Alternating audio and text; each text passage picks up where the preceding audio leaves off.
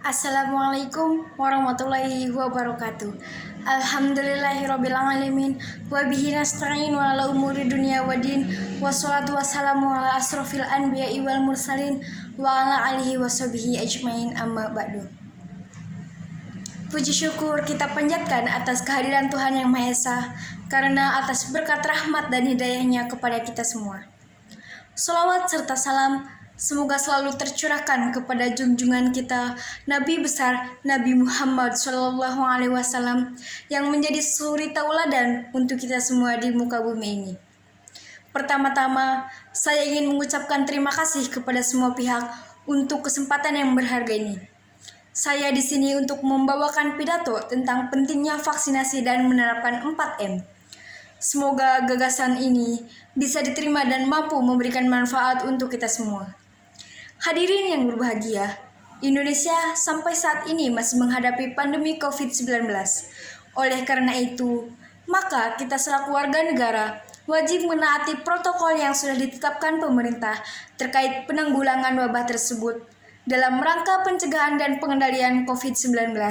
Tidak bosan-bosannya pemerintah dan unit terkait menghimbau dan memberikan edukasi kepada seluruh lapisan masyarakat tentang bahayanya penyakit yang lagi mewabah saat ini. Penularan virus corona atau COVID-19 sampai saat ini sulit dikendalikan. Hal ini terlihat dari terus meningkatnya jumlah kasus baru dari hari ke hari yang semakin tinggi. Gerakan 4M pun terus didengungkan pemerintah sebagai upaya menekankan angka penularan di masyarakat.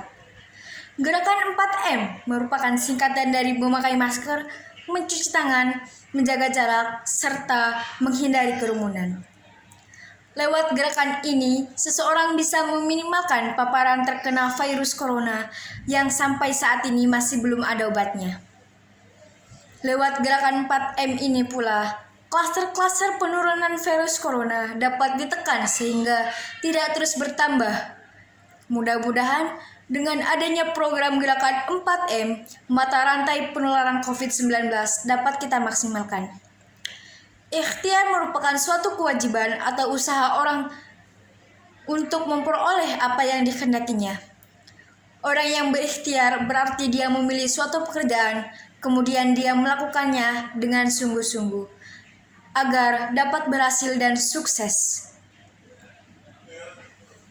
Hadirin yang berbahagia, sejak vaksin COVID-19 tiba di Indonesia, tidak sedikit masyarakat yang belum setuju akan anjuran pemerintah untuk menjalani vaksinasi COVID-19. Padahal, pemberian vaksin ini sangatlah penting, bukan hanya untuk melindungi masyarakat dari COVID-19, tetapi juga memulihkan kondisi sosial dan ekonomi negara yang terkena dampak pandemi. Vaksinasi atau imunisasi bertujuan untuk membuat sistem kekebalan tubuh seseorang yang mampu mengenali dan dengan cepat melawan bakteri atau virus penyebab infeksi.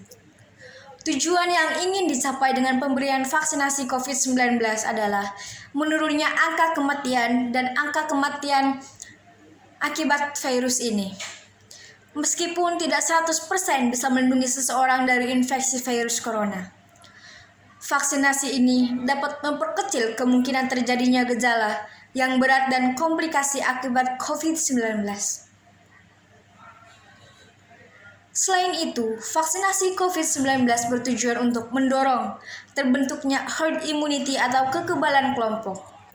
Hal ini penting karena ada sebagian orang yang tidak bisa divaksin karena alasan tertentu.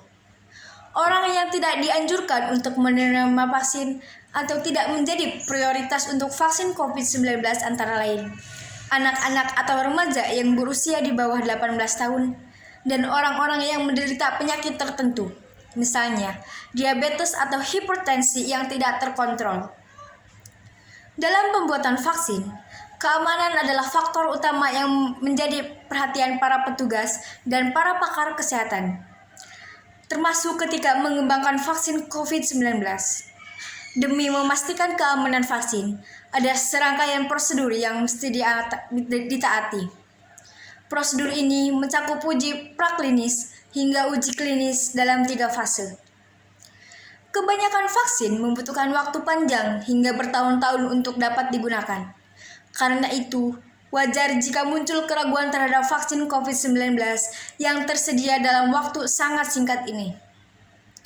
Walau pengembangan vaksin COVID terbilang sangat cepat, prosedur uji praklinis hingga uji klinis, tahap ketiga tak ditinggalkan untuk memastikan keamanannya. Semua vaksin COVID-19 yang sudah siap telah menjalani pengujian untuk menentukan tingkat keamanan dan efikasinya. Pengujian itu mencakup uji coba terhadap masyarakat yang menjadi sukarelawan. Dari hasil serangkaian pengujian itu, barulah vaksin diajukan ke otoritas terkait untuk mendapatkan izin penggunaan. Di Indonesia, Badan Pengawas Obat dan Makanan telah memberi izin penggunaan darurat untuk sejumlah vaksin. Majelis Ulama Indonesia pun sudah menerbitkan fatwa halal pemakaian vaksin COVID-19. Penerima vaksin COVID-19 akan berada di bawah pemantauan selama setidaknya 15 menit setelah vaksinasi. Petugas akan mengamati apakah ada reaksi yang muncul seketika. Kebanyakan efek samping dari vaksinasi COVID ini muncul dalam 3 hari selepas vaksinasi dan hilang sendiri jika maksimal 1 pekan. Jika demam, minum paracetamol dan beristirahatlah. Bila sakit berlanjut, hubungi dokter sesegera mungkin dengan menjelaskan bahwa Anda telah menerima vaksin COVID-19. Harus digarisbawahi bahwa orang yang telah menerima vaksin masih bisa terinfeksi. Oleh karena itu, penerimaan vaksin tetap harus mematuhi protokol kesehatan. Bila merasa ada gejala COVID, segera isolasi mandiri dan jalani tes usap.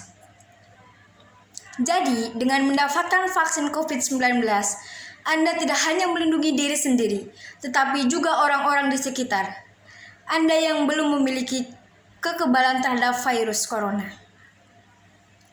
Jika bukan kita, maka siapa lagi? Dan jika bukan sekarang, maka kapan lagi? Maka dari itu, mari saling mengingatkan untuk menuju Indonesia lebih sehat. Mari vaksinasi.